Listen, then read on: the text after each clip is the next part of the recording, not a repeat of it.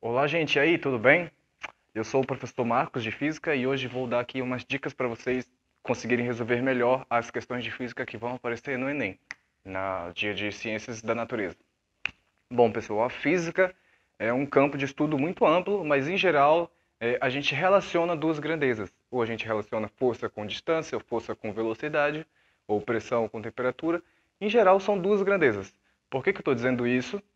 Porque no texto base das questões do Enem, da área de física, ou matemática, ou química, em geral vai ter ou uma tabela, ou um gráfico, ou uma imagem, e a leitura correta desses dados pode te ajudar a solucionar a questão de uma forma bem mais simples e mais fácil. Vamos dar uma observada então o seguinte: quando vocês chegarem na questão de física, primeiro observem os gráficos e as tabelas. É necessário uma maior atenção nessas informações, porque isso pode te matar a questão de uma hora para outra.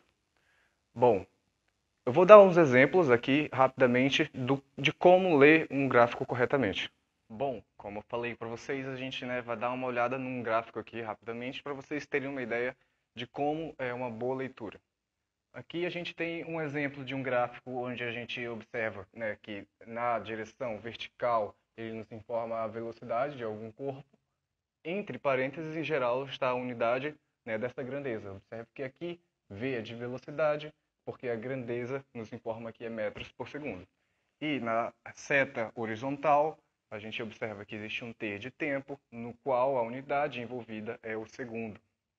Gente, os gráficos vão mudar as grandezas, portanto, vão mudar as unidades.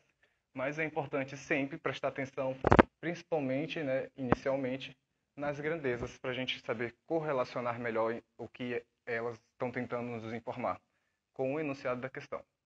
Nesse exemplo, observem que existe uma linha reta que sai de um ponto qualquer na velocidade no instante zero e vai até um ponto A, um instante T1, e essa velocidade é constante. O que a gente pode ver nessa situação? Que no ponto A, como a gente pode ler aqui no lado, a gente sabe que o objeto vai possuir uma velocidade v1 no instante t1. E no ponto B, a gente tem que correlacionar as duas grandezas também. Vai haver uma velocidade v2 num instante t2. Observem, as grandezas podem variar de acordo com a questão, mas é necessário saber que cada ponto na reta da tabela ou do gráfico vai haver uma correlação de uma dada grandeza com outra dada grandeza, Enfim, outra coisa que a gente pode tirar nesse exemplo aqui, gente? Se a questão nos perguntar qual é o deslocamento, vocês não precisam ter aquelas equaçõezinhas do MRU e MRV decoradas. É bom ter uma ideia da teoria, mas a gente lendo um gráfico pode obter a resposta sem precisar fazer uso dessas equações. Como é que a gente poderia, nessa situação, descobrir o deslocamento de um corpo?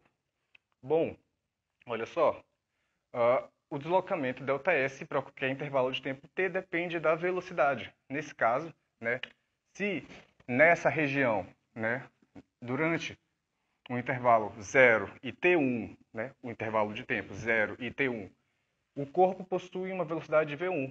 Se eu quero saber qual o deslocamento dele, eu calculo a área sobre a qual eu estou procurando saber o deslocamento. Se eu quiser saber de T1 até T2, eu vou calcular a outra área que está sobre esta curva, esta reta. Se eu quiser saber o deslocamento dessas duas áreas, eu vou saber, medindo essa área mais essa área, ter o deslocamento total. Observem, pessoal, o seguinte: eu não vou utilizar nenhuma das equações do movimento aqui. O que eu vou saber é apenas medir a área sobre uma curva. Na primeira situação, é um quadrado. Na segunda, é um trapézio, onde vai ter duas bases diferentes e uma altura, duas alturas diferentes. Eu sei que não é exatamente trivial, mas a questão, por ser geométrica, é mais simples do que utilizar as equações do Enem. E uma outra coisa que a gente pode tirar desse gráfico aqui, em específico, é o seguinte: se existe uma velocidade que não muda com o tempo, né, não existe aceleração. Por exemplo, entre 0 e T1, a velocidade é constante. Não existe aceleração, logo não existe força. Mas entre T1 e T2, a gente observa que a velocidade aumenta. Se ela aumenta, existe uma aceleração, pois variou a velocidade. E essa aceleração vai ser positiva. Nessa situação, a aceleração é maior do que zero. Já nessa terceira situação, né, nessa terceira área, a gente observa que a velocidade sai de um valor positivo e vai até zero. Portanto, né, houve uma desaceleração, uma aceleração negativa, uma aceleração menor do que zero. Vai ter várias questões com gráficos, né? Mas, em geral, a gente tem que saber ler algumas coisas básicas dela, né? Relação que um ponto tem entre duas grandezas, a área, né, entre a área debaixo de uma curva envolve o produto das duas grandezas. Por exemplo, esta área aqui vai ser velocidade, esta velocidade, a área 1 aqui, vai ser essa variação de velocidade vezes esta variação de tempo.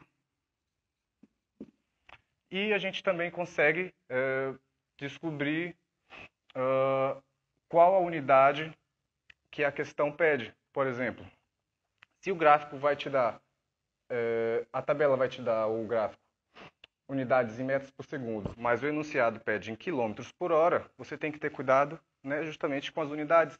Temos que converter elas. Atenção nas unidades envolvidas. Aqui tem, né, uma dicasinha de como converter essas unidades de velocidade, que são as unidades mais frequentes que são necessárias ser transformadas. 1 metro por segundo equivale a 3,6 km por hora. Como é que isso foi acontecer, né? Porque 1 quilômetro equivale a 1.000 metros e 1 hora a 3.600 segundos. Fazendo uma relação entre eles, a gente descobre, né, exatamente essa relação. A primeira dica, né, é desta, então. Cuidado com as tabelas. Saibam, né, que cada ponto envolve uma relação entre duas grandezas e a área, né, de um gráfico sempre é o produto, né, ou a multiplicação das duas grandezas envolvidas. Nesse caso, a área desse quadrado é lado, né, vezes base vezes altura, né, um lado vezes o outro, porque, né, é o produto desta grandeza vezes essa grandeza. E é isso aí, pessoal. Primeira dica é esta.